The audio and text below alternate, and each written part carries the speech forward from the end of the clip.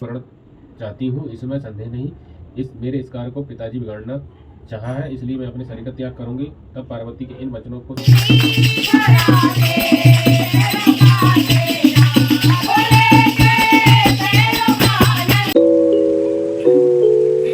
Slow में बनाओ क्या?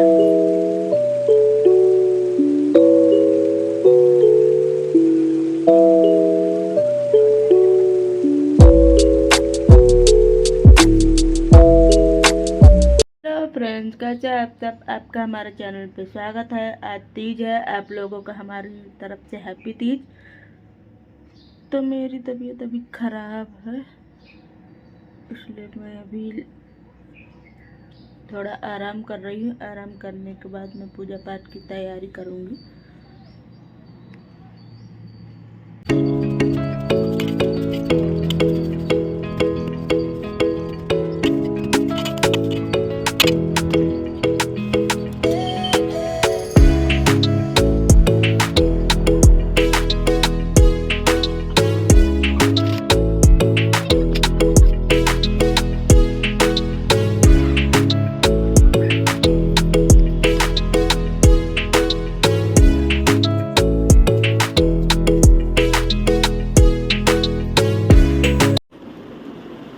फाइनली मैं रेडी हो चुकी है। मैं अब जाऊंगी पूजा करने। आप लोग कमेंट में बताना मैं कैसी लग रही है आज।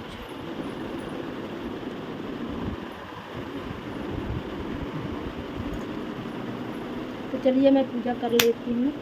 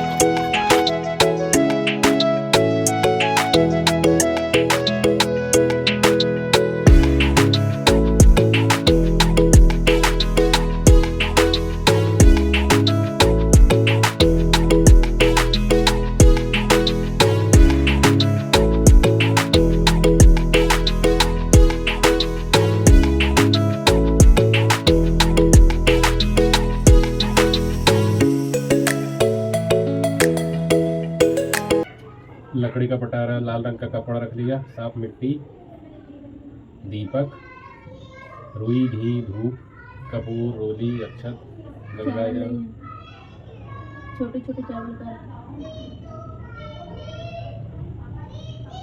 फूलों की माला, दूध, दही, शक्कर, शहद, फल, मिठाई, पान, सुपारी, सुहाग कुटारी। है। इस व्रत करने के लिए स्त्री को व्रत वाले दिन सूर्योदय के साथ ही जग जाना चाहिए। नित्य कर्मों से निवृत्त होकर स्नान कर लेना चाहिए। फिर 7 वर्ष पहले अपने घर की पूजा स्थानीय आंगन को साफ कर ले। फिर वहाँ पर आटे की चौक पूरा करें। फिर मिट्टी से शंकर पार्वती की मूर्ति बना लें। वहाँ पर लकड़ी का पटारा, लाल रंग कपड़ा, फिर शंकर पार्वती की मूर्तियों को रख लें। दूध, दही, शक्कर, शहद, पानी, पंचम व्रत बना लिया। थोड़ा सा पात्र में पानी रख लिया, अन्य सामग्री वही। इतना करने के बाद अब पूजा प्रारंभ करें। आप स्वयं कुश या ऊन से बने हुए आसन पर बैठे। वो नहीं करते। फिर श्री गणेशाय नमः कहकर श्री गणेश जी का ध्यान करें। फिर शंकर पार्वती जी को प्रणाम करें। फिर रुई व घी के दीपक जलाएं, धूप जलाकर रखें।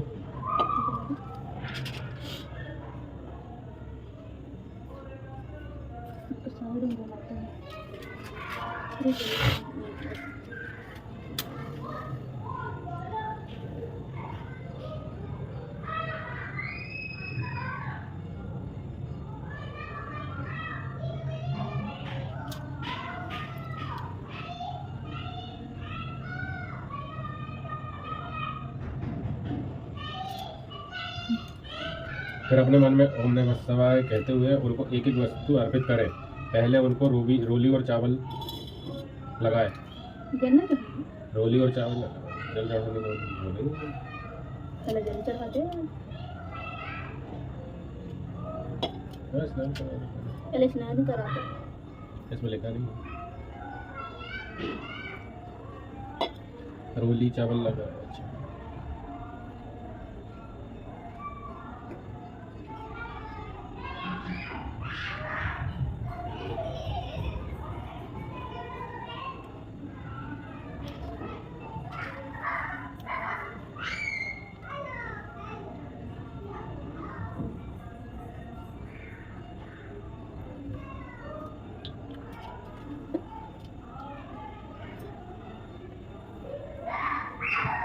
ओम नमः शिवाय कहते हैं।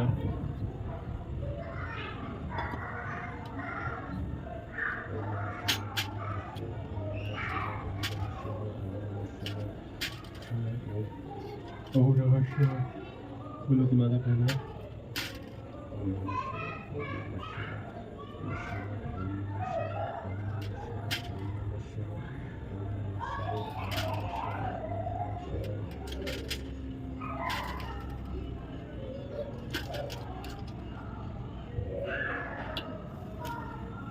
फूल चढ़ा।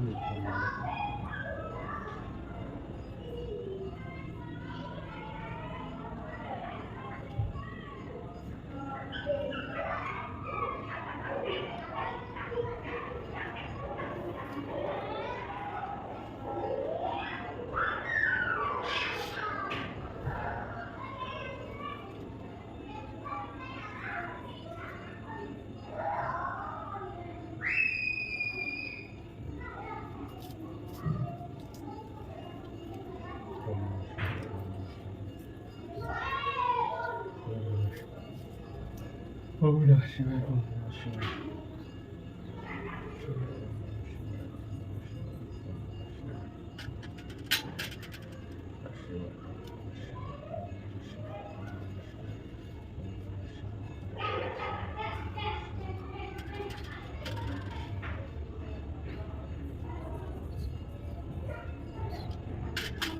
पान सुपारी चढ़ा दो।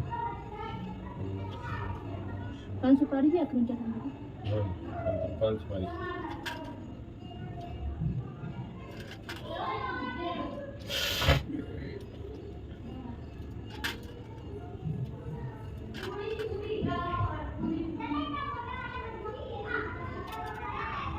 सुपारी निकाला ना तो मैंने यहाँ रखी थी बस।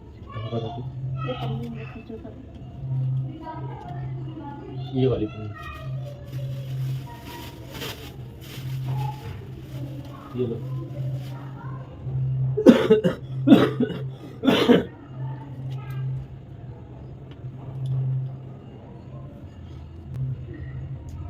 इसके बाद हरितालिका तीज की व्रत कथा को पढ़ें। यदि कोई महिला है, यदि कोई महिला इच्छा पूजन कर रही है तो एक महिला हरितालिका तीज की व्रत कथा पढ़ा पसंद है। सही महिला शांति से सुने।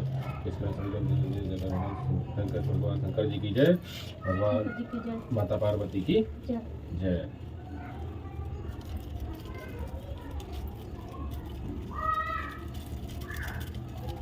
सिंगार है ना उनका जी का रखा था मैंने तो दिखाई दी।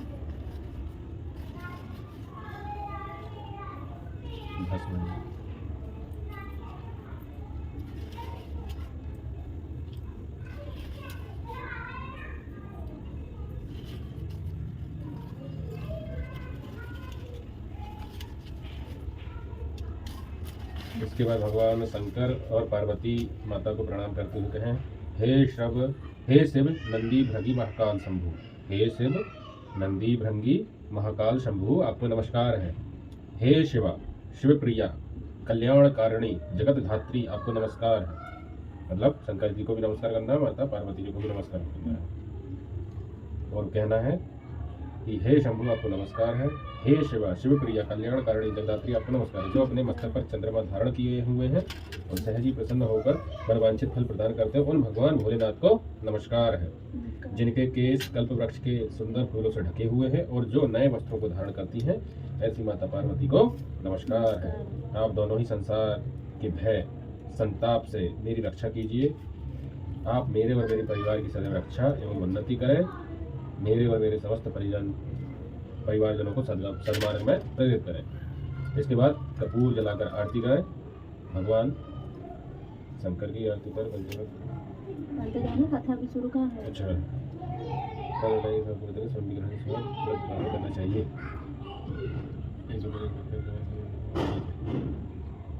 अब इस व्रत को क्या करते हैं? इस व्रत को शंकर पार्वती अत्यंत प्रसन्न होते हैं। इस व्रत को करने से और अति उत्तम फल प्रदान। इस व्रत को करने से विवाहित लड़कियों को श्रेष्ठ पति की प्राप्ति होती है। संपन्न गुणों में उनका प्रभाव होता है। इस व्रत को करने से विवाहित स्त्रियों को स्वभाव की रक्षा होती है और वह स्वस्थ दीर्घायु प्राप्त करती है। इस व्रत को करने सुख समृद्धि प्राप्त होती है और परिवार में सभी प्रकार की सुख समृद्धि सदैव बना रहती है। व्रत करने भगवान भोलेनाथ की कृपा होती है। संपूर्ण जीवन सुखपूर्वक करके अंत में शिव लोक की प्राप्ति होती है।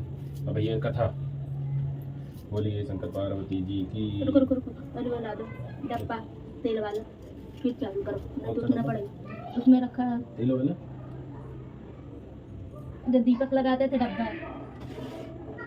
ये हाँ, ये पंखा चला दो।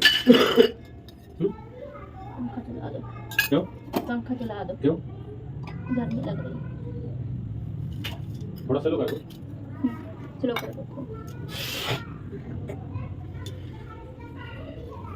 बोलिए शंकर पार्वती जी की जय।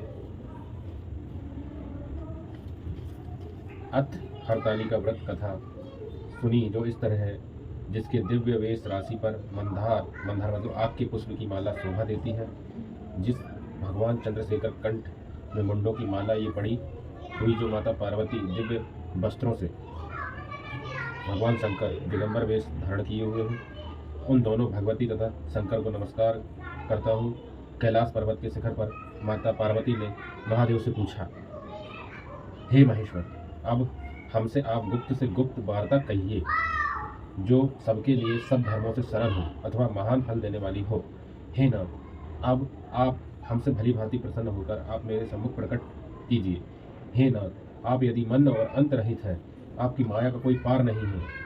अब हम आपको किस प्रकार से प्राप्त करें और कौन कौन से दान पुण्य फल से आप हमें वर के रूप में मिले। चौथा तब महादेव जी बोले, हे देवी सुनो, मैं उस व्रत को कहता हूँ जो परम गुप्त है, मेरा सर्वस्व है। जैसे तारागणों में चंद्रमा, ग्रहों में सूर्य, वर्णों में ब्राह्मण और देवताओं में गंगा, पुराणों में महाभारत, वेदों में साम, इंद्रियों में मन श्रेष्ठ है, वैसे पुराण वेद में इसका वर्णन आया है, जिसके प्रभाव से तुमको मेरा आसन प्राप्त हुआ है। हे प्रिय, यही मैं तुमसे वर्णन करता हूँ। अब सुनो, भादो मास के शुक्ल पक्ष को हस्त नक्षत्र तृतीया तीज के दिन इस व्रत का अनुष्ठान करने से पापों का नाश होता है। हे देवी सुनो, तुमने पहले हिमालय पर्वत पर इस व्रत को किया था, जो मैं सुनाता हूँ। पार्वती जी बोलती, हे प्रभु, इस व्रत को मैंने किस लिए किया था वह सुनने की इच्छा है, सो कहिए। शंकर जी बोले, आर्याव्रत में हिमाचल नाम एक पर्वत है, जहाँ अनेक प्रकार की भूमि अनेक प्रकार के वृक्षों से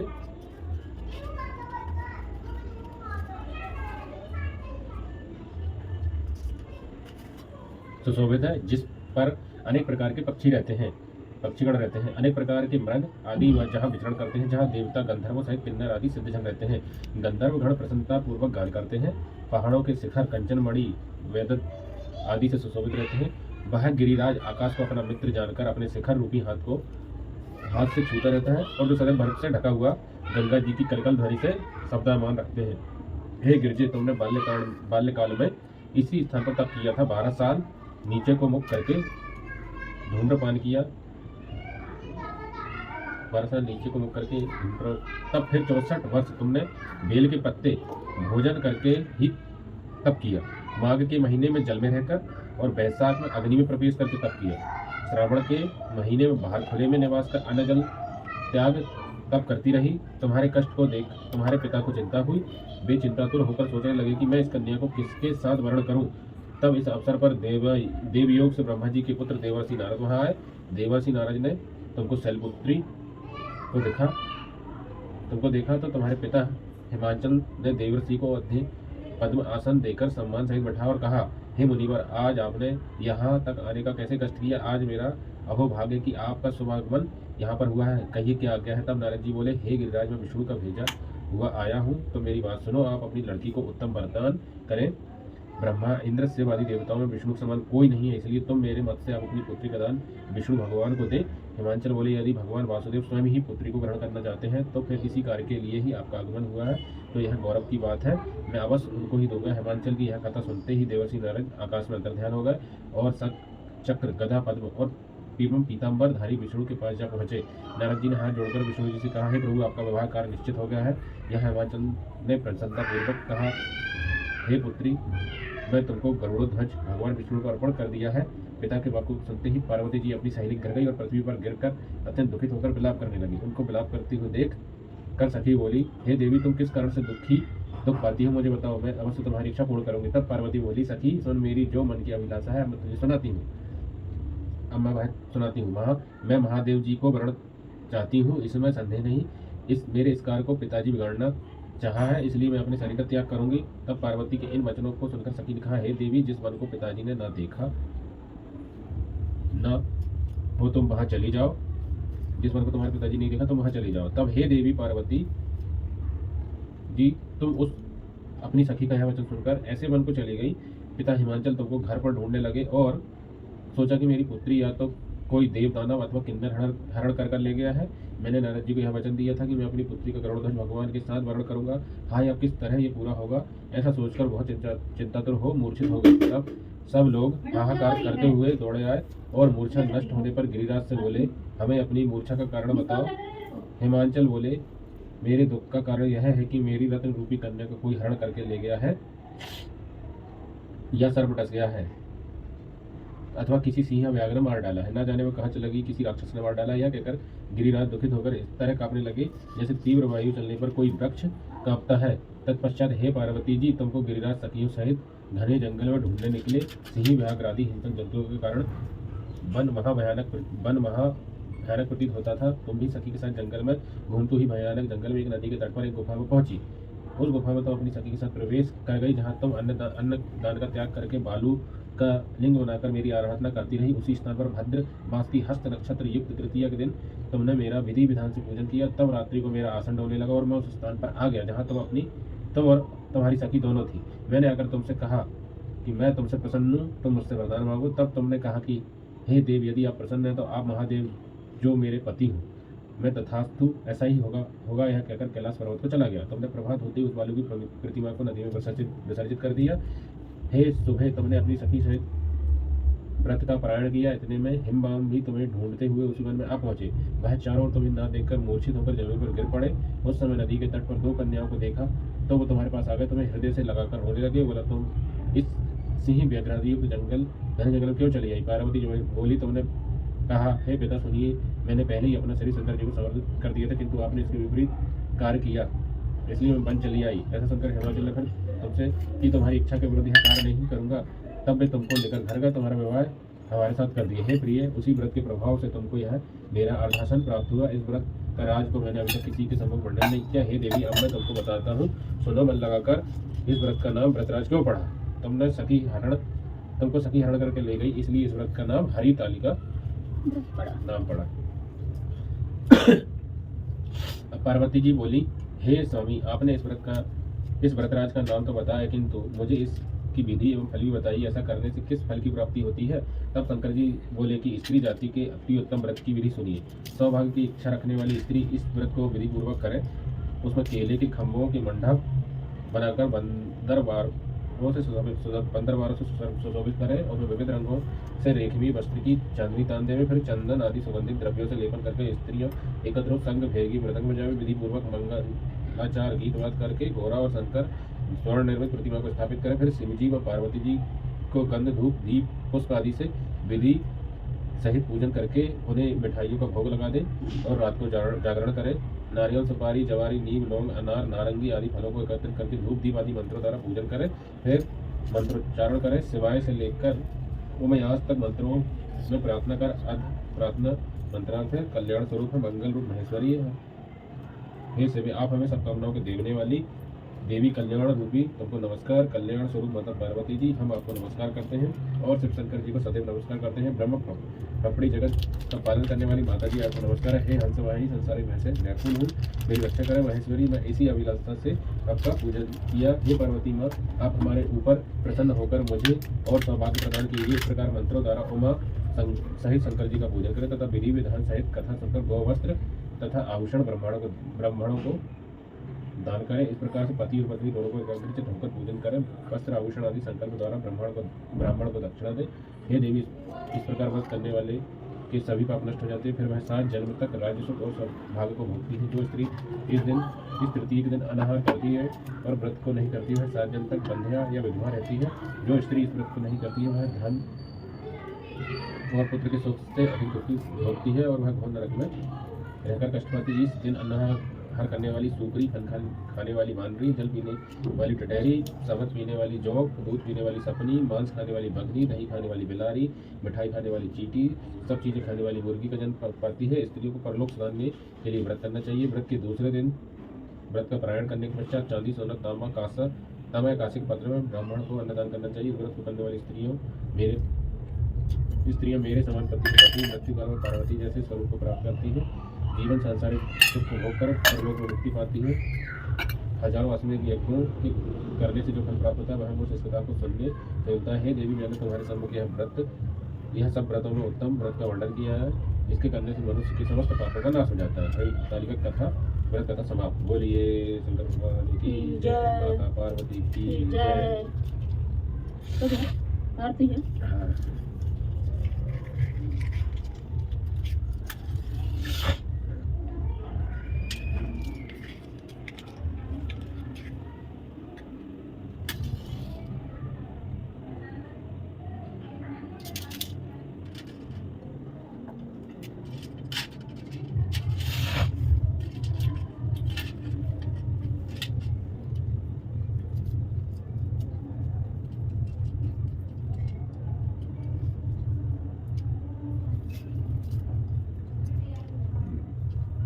चलो पहले इसमें कपूर जला लेंगे फिर हवन कर लेंगे।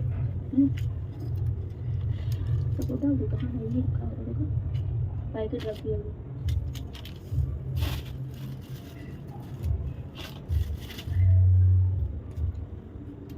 जय गणेश देवा, माता जकी पार्वती महादेवा। जय गणेश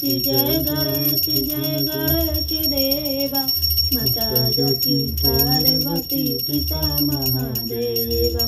एक दंत दया दंत चार भुजाधारी, एक दंत दया दंत चार भुजाधारी। मस्तक सिंदूर सोए मुझ की सवारी, मस्तक सिंदूर सोए मुझ की सवारी। जय गणेश देवा, माता जकी पार्वती पिता महादेवा। अंधन को आँख देत कोढ़िन को काया, अंधन को आँख देत कोढ़िन को। महाविष्णु सदाशिव, ब्रह्मा विष्णु सदाशिव, अर्धांगिनी धारा।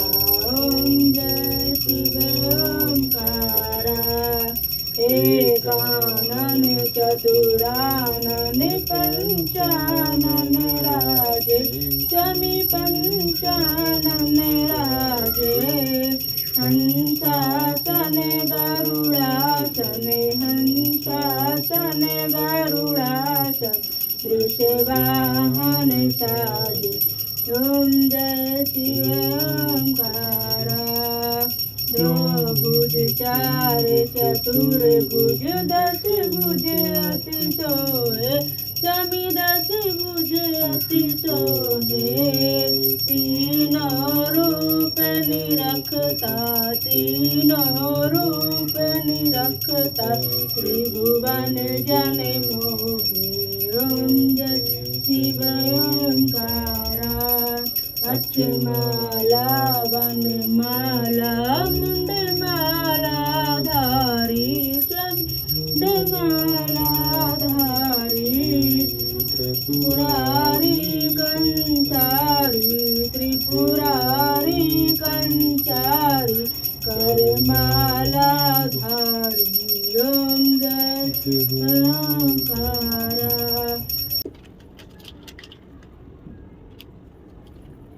लक्ष्मीनारायणाभ्यां नमः। ओम उमामहेश्वराभ्यां नमः। ओम वाणी हिरण्यगर्भाभ्यां नमः। ओम सती पुरंदराभ्यां नमः। ओम माता पितृचरणकमलेभ्यो नमः। ओम इष्ट देवताभ्यो नमः। ओम कुल देवताभ्यो नमः। ओम ग्राम देवताभ्यो नमः। ओम स्थान देवताभ्यो नमः। ओम वास्तु देवताभ्यो नमः। ओम सर्वेभ्यो देवेभ्यो नमः। ओम सर्वेभ्यो ब्राह्मणेभ्यो नमः। ओम सिद्धि बुद्धि सहिताय श्रीमन्महागणाधिपतये नमः। फोटो खींच रहा हूं, ध्यान करिए। ओम सुमुखस्यैकदन्तस्य कपिलो वैकल्पिकः लंबोदरस्य विकटो विघ्ननाशो विनायकः धूम्रकेतुर्गणाध्यक्षो भालचन्द्रो गजाननः द्वादशैतानि नामानि हवरे शृणुयादपि तथा संगमे संकटस्यैव विघ्नस्तस्य न याते सुखामरदेवं शिवं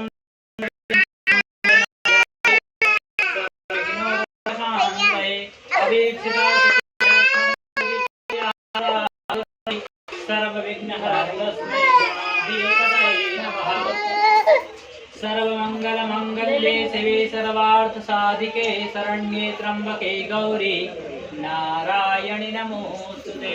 सर्वदा सर्वकार्येषु नास्ति सामङ्गलम् येषां हृदयस्थो भगवान् मङ्गलायतनं हरि तदेव लग्नं सुदिनं तदेव ताराबलं चन्द्रबलं तदेव विद्याबलं दैवबलं तदेव लक्ष्मीपते ते गृहं स्मरामि। लाभस्तेषां जयस्तेषां कुतस्तेषां पराजयः येषामिन्दिवरस्यामो हृदयस्थो जनार्दनः। यत्र योगेश्वरः कृष्णो यत्र पार्थो धनुर्धरः तत्र श्रीविजयो भूतिर्ध्रुवानीतिर्मतिर्मवा। अनन्याः चिन्तयन्तो मां ये जनाः पर्युपासते तेषां नित्याभियुक्तानां योगक्षेमं वहाम्यहम्।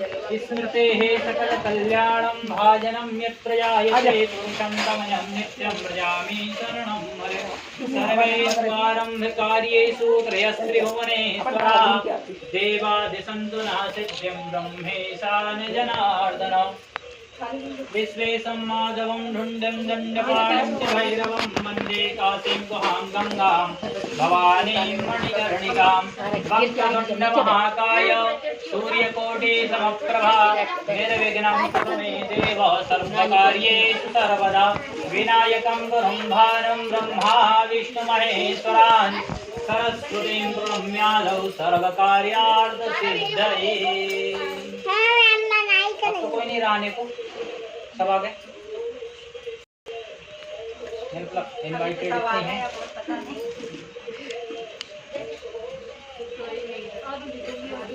अब 2 मिनट रुक जाते हैं। चलो लोग जाए। घड़ी उठाना मम्मा, ये नीचे डालिए। कौन सी घड़ी? नीचे से। तुमको नहीं बोला उठा के, उठाने को नहीं बोला सारा तुमसे। मत कर, वो भैया की सारा इस पे मत बैठो, जब मना करना है नीचे बैठ। ठीक है।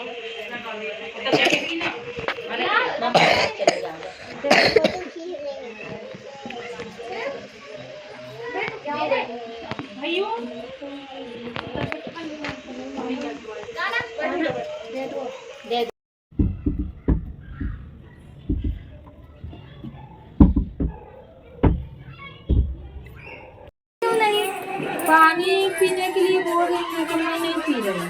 12 बजे बाद पी लेना। इस बार पंचमी लग रही है ना, इसलिए 12 बजे तक पी लेना, क्योंकि कल ऋषि पंचमी पड़ जाएगी। तुम रहोगी रहते ऋषि पंचमी की पी लेना, 12 बजे बाद पी लेना। मैं भी नहीं रहती हूँ। इसी चक्कर में पानी पीना पड़ेगा, नहीं तो जब सूरज निकलता तब। कोमल बोली ना कि 11 बजे के पंडित जी बोले हैं पीने के लिए, क्योंकि ऋषि पंचमी लग जाएगा। तो अपन तीज किए हैं तो चौथ को व्रत तोड़ते हैं ना। नहीं पानी तो पी सकते हैं, खाना थोड़ी ना खा रहा है। नहीं तो हम लोग क्या सुबह के खोलते थे, सुबह 4 बजे 12 बजे के बाद पानी पी लेते थे, ब्रह्म मुहूर्त के बाद। मेरा पेट खराब है। पहला 12 बजे कर लेती थी। हाँ 12 बजे के बाद हम कभी नहीं। अरे यार ये सब लफड़े हो रहे हैं। 12 बजे के बाद दूसरा दिन लग जाता है तो कल वो तो कर सकते हैं, लेकिन हमारे यहाँ कभी किया नहीं है। जो शुरू से कर रहा है वही कर रहा है। हाँ शुरू से जो कर रहा है। तो वही हम लोग के यहाँ ये सब हुआ ही नहीं है। 12 बजे बाद कुछ खा लेंगे, आगे चल के प्रॉब्लम दिक्कत जाती है।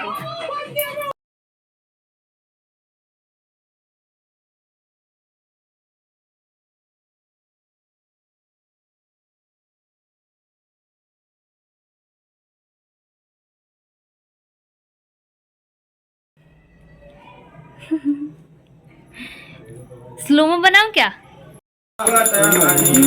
अति मारी ओम हर हर हर। फोटो तो खींच लो फेसबुक पे, जब तक फोटो नहीं खिंचाएगी तब तक तुम लोग का मेकअप अधूरा रहेगा। सही बात है। फेसबुक पे डाल जाए, इसके बाद फिर सब खोल दो, इससे कोई मतलब नहीं रहता। ये सारी मजा फेसबुक के लिए।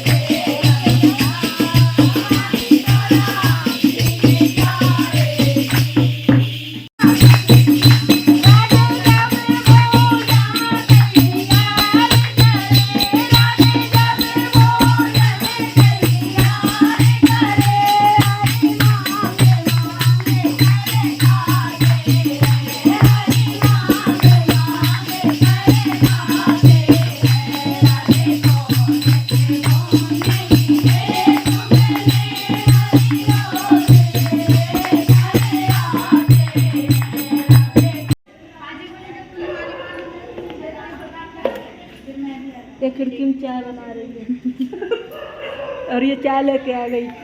हाँ मेरे को रोक रखती हूँ चाय लेकर, कौन सी पड़ गई इतने देर में। घर घर की पूजा करेंगे। ये कहती चाय पी रही है। लेकिन आज मेरा भी उपवास हो गया यार।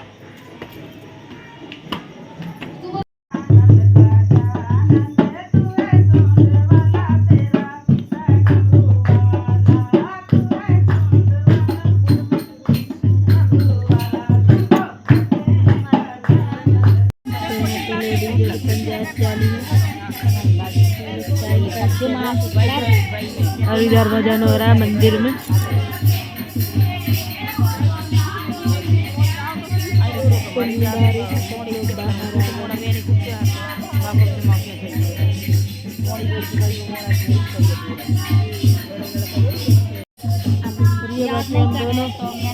हम दोनों को नींद आ रही थी, टाइम पास कर रहे। 4 बजे कितने बजे? 3 पहली बार सब भर के सिंदूर पति से करवाएंगे और जिसके लिए व्रत रहे जिससे ही लगवाएंगे ना, लगवाना चाहिए पता है। तो अभी सुबह के बज चुके हैं 4, 4:45 हो रहा है और मैं जाऊंगी अब पूजा करने। आखिरी पूजा बचा हुआ है, दीपक जल रहा है और आखिरी पूजा बचा हुआ है। इसको पूजा करके और विसर्जन करूंगी, घर पे ही विसर्जन करूंगी, मैं कहीं नहीं जाऊंगी। तो चलिए कर लेते हैं पहले पूजा। शिवाय ओम नमः शिवाय।